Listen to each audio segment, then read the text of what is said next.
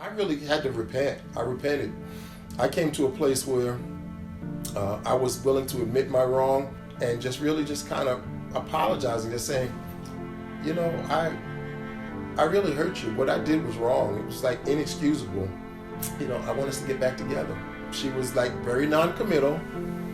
Okay, well, we'll pray about it. I'll see, you know. And I remember hanging up and just thinking, this might take a small miracle, but I believe in miracles.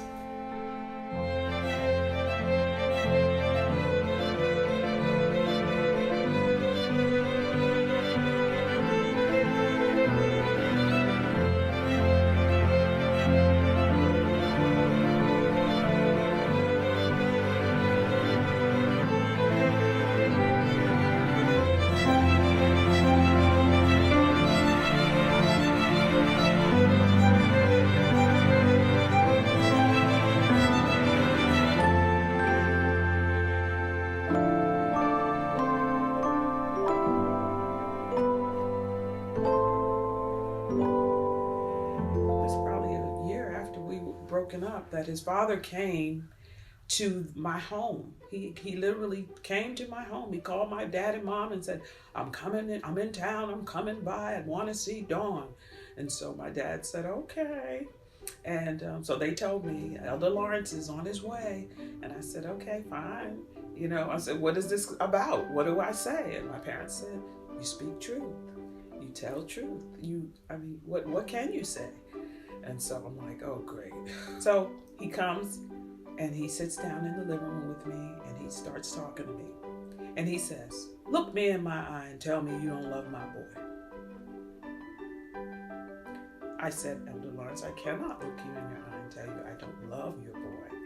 I do love him. I said, but he has other plans at this time. And I am honoring his desire to have these other plans. So he was like, just because Mark is acting like a fool, you gonna act like one too? And I was like, well, no. I have so much worth and respect for myself that even as hard as it is, if it's necessary, I have to move on and keep going, you know, keep being positive, keep achieving my goals and my dreams, and, you know, not let this define me, you know?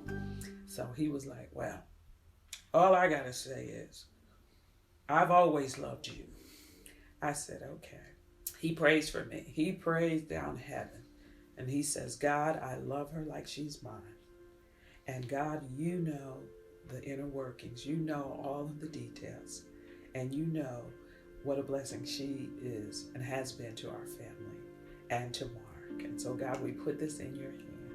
And it touched my heart because, you know, I'm a softie for Jesus. So I'm just like, yes, Lord, yes, Lord. 2 days later, I get a phone call from Mark. He's like, oh, Dawn, I did not send my father to your house. And I said, that never crossed my mind. Your father has a mind of his own, and he's led by the Holy Spirit. And I just continued. At this point, I began to just really intercede for him because I knew he was in this struggle, trying to find his true north, his true self, and how I fit into that picture.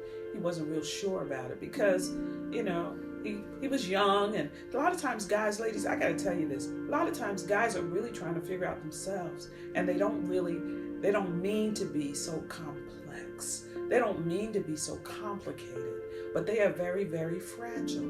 They have very, very fragile parts of their heart and their mind and their emotions that they don't often show.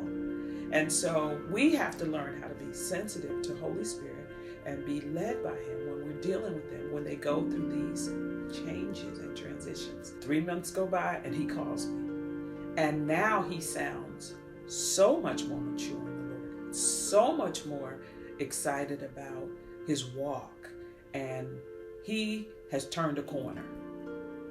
And I see that the prayers of his father and his mother and my prayers, they have got him moving in the right direction.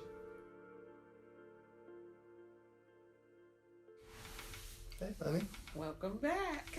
After this phone call to apologize and repent, some time passed, and asked to see her, be with her, try to try to make it happen where I could see her. So I'm going to ask her, can I come for Thanksgiving? So I call her up and I say, hey, been thinking about you, and I'd like to come for Thanksgiving. I'd like to see you and spend some time with you. And I said, well, that's nice. I need to speak with my parents to find out if it's okay.